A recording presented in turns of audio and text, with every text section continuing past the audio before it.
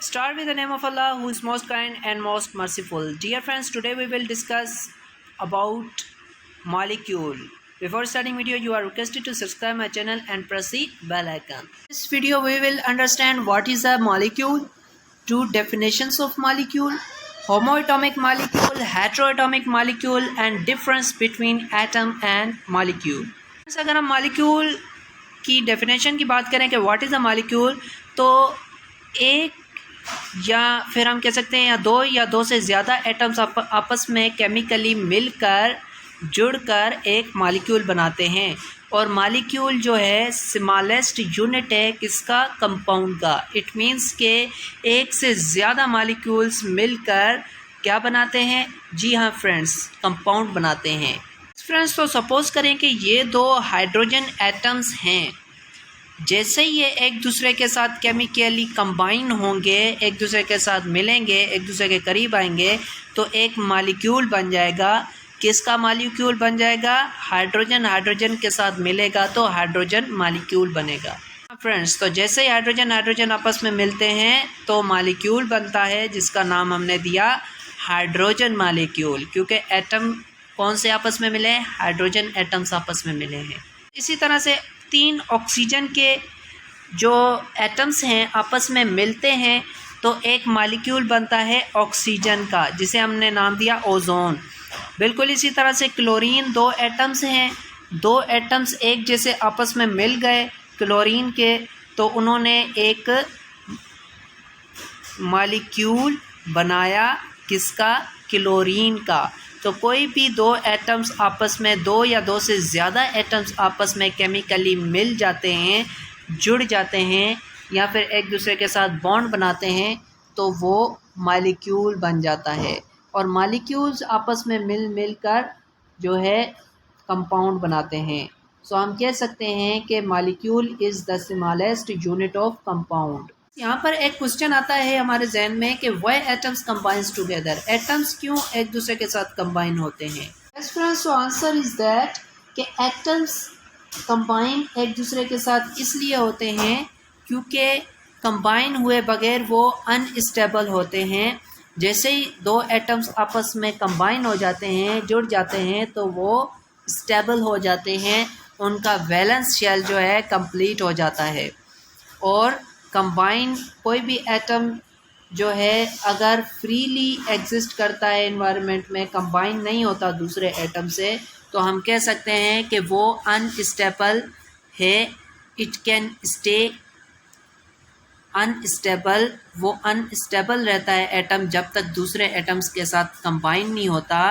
और यानी कि वो इट विल रिएक्ट, यानी कि अगर कोई और एटम जैसे ही उसके करीब आएगा तो वो उस एटम के साथ रिएक्शन करेगा, केमिकली रिएक्ट करेगा, उस एटम को अपनी तरफ अट्रैक्ट करेगा, और फिर जो है स्टेबिलिटी गेन करने के लिए वो दोनों एटम्स एक दूसरे के साथ जुड़ जाएंगे। और जैसे ही वो 2 एटम्स एक दूसरे के साथ कंबाइन होंगे तो हम कह सकते हैं कि उनके वैलेंस शेल जो है कंप्लीट हो जाएंगे, इलेक्ट्रॉन्स उनके वैलेंस शेल में कंप्लीट हो जाएंगे, और वो अनस्टेबल स्टेट से स्टेबिलिटी की तरफ मूव कर देंगे, यानी कि स्टेबल हो जाएंगे।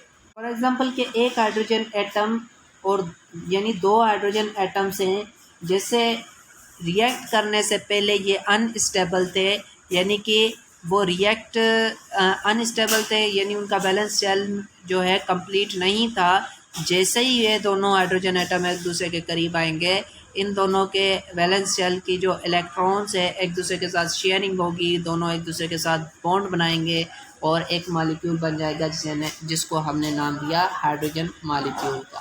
फ्रेंड्स यहाँ पर हाइड्रोजन है और क्लोरीन एटम्स, 2 एटम्स एक दूसरे के जैसे ही करीब आएंगे वो एक दूसरे के साथ अपने इलेक्ट्रॉन्स को शेयर करेंगे और बॉन्ड बनाएंगे।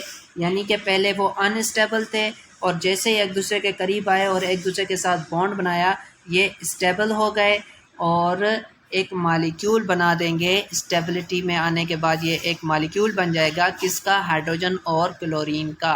यानी कि एटम्स मॉलिक्यूल में तब तब्दील होते हैं जब वो एक दूसरे के साथ केमिकली बॉन्ड बनाते हैं और वो स्टेबल स्टेट में चले जाते हैं। एटम्स को स्टेबिलिटी तब मिलती है जब वो दूसरे एटम के साथ रिएक्ट करके जो है मॉलिक्यूल में तब्दील हो जाते हैं, कन्वर्ट हो जाते हैं, अदरवाइज़ वो अनस्टेबल ही रहते हैं। एक्यूरेट डेफिनेशन की, मॉलिक्यूल के एक्यूरेट डेफिनेशन की बात करें तो ये वो स्मॉलेस्ट पार्टिकल है मैटर का, मॉलिक्यूल मैटर का वो स्मॉलेस्ट पार्टिकल है जो कि नेचर में, सराउंडिंग में, इर्द गिर्द एग्जिस्ट करता है, फ्रीली एग्जिस्ट करता है। ठीक हो गया। कुछ ऐसे मॉलिक्यूल्स हैं जो कि फ्रीली एग्जिस्ट करते हैं और कुछ ऐसे मॉलिक्यूल्स भी हैं जो कि that they do not exist free, वो एग्जिस्ट फ्रीली एग्जिस्ट नहीं करते। अब हम एग्जांपल की बात करते हैं। यहाँ पर एग्जिस्ट फ्री का मतलब ये है कि ऐसे एटम, ऐसे जो मॉलिक्यूल्स है वो दूसरे एटम्स के साथ रिएक्ट नहीं करते, उन्हें हम कहते हैं कि वो एग्जिस्ट करते हैं फ्रीली।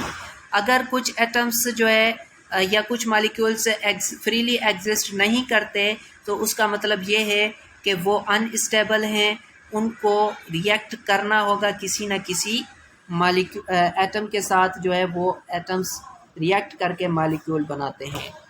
मीन्स के they do not exist freely. For example chlorine है, हाइड्रोजन और एटम है, इनको हम कह सकते हैं कि these are unstable atoms.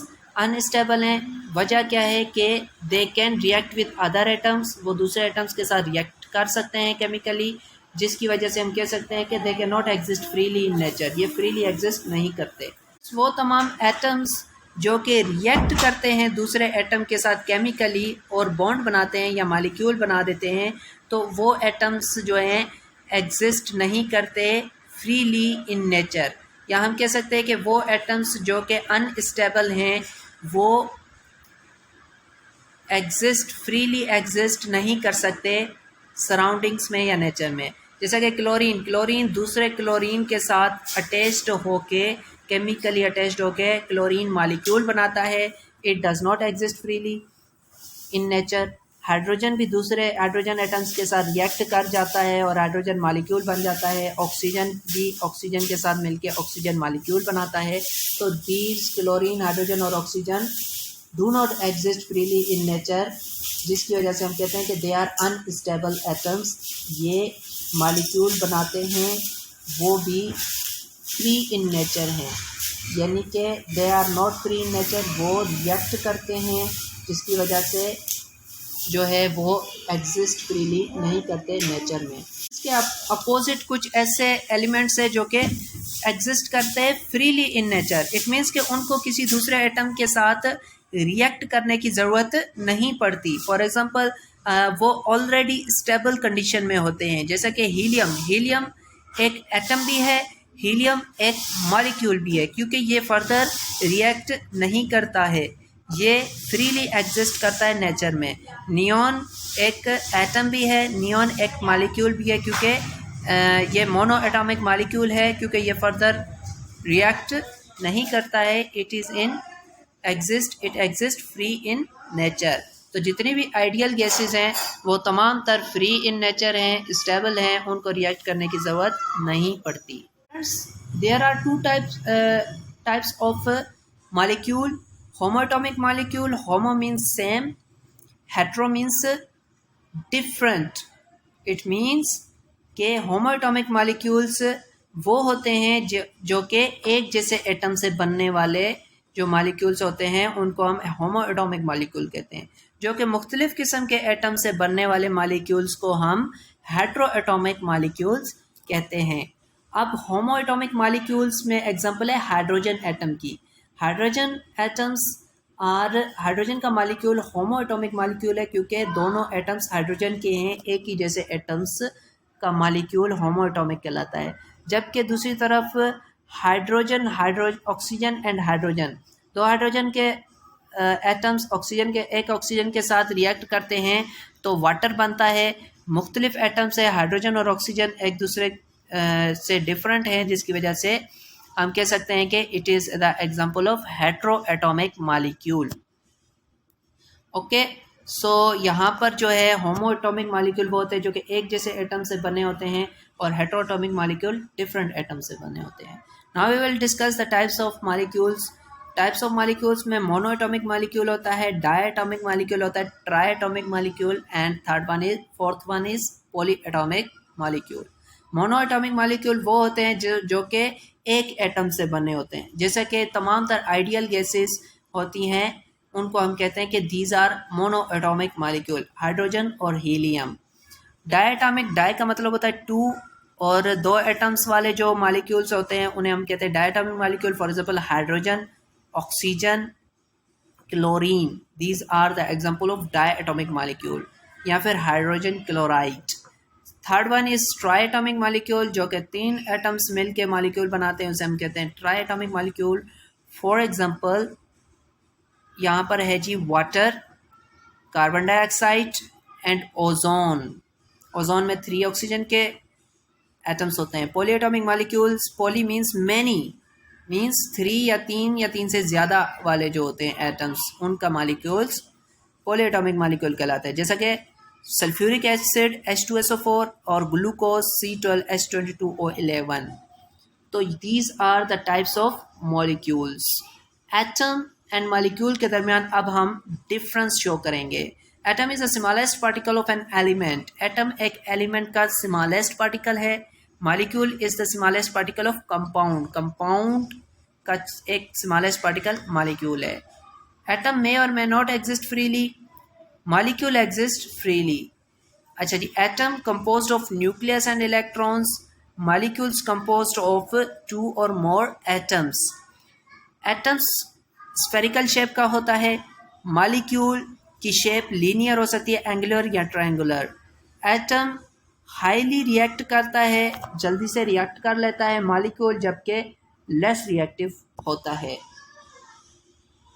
Yes friends, so atoms के बारे में भी हमने पढ़ा कि वो एक स्मॉलेस्ट पार्टिकल है। एटम जो है फ्रीली एग्जिस्ट नहीं करता, ये रिएक्टिव होता है। इसके अलावा ये जो है न्यूक्लियस और इलेक्ट्रॉन्स का बना हुआ होता है, इसकी शेप स्फेरिकल होती है और ये जल्दी से रिएक्ट कर जाता है दूसरे एटम के साथ। जबकि मॉलिक्यूल की हमने बात की तो वो जो है स्मॉलेस्ट पार्टिकल, यानी मॉलिक्यूल्स छोटे छोटे मिलकर हज़ारों की तादाद में कंपाउंड बना देते हैं, या फिर हम कह सकते हैं कि मॉलिक्यूल फ्रीली एग्जिस्ट करते हैं। कुछ मॉलिक्यूल ऐसे हैं जो कि फ्रीली एग्जिस्ट करते हैं, रिएक्ट नहीं करते। इसके अलावा जो है कंपोज ऑफ 2 या 2 से ज़्यादा एटम्स मिलकर मॉलिक्यूल बनाते हैं। सिमिलरली जो है ये लीनियर हो सकते हैं, एंगुलर हो सकते हैं, या ट्रायंगुलर इनकी ज्योमेट्री हो सकती है। और मॉलिक्यूलर जो है, मॉलिक्यूल्स जो होते हैं एटम की निस्बत लेस रिएक्टिव होते हैं। Friends, I hope you have understand the concept of molecule, types of molecules, difference between the atom and molecules. So friends, I hope you have liked my video. If you have liked my video, then subscribe my channel and press the bell icon. Take care. Allah Hafiz.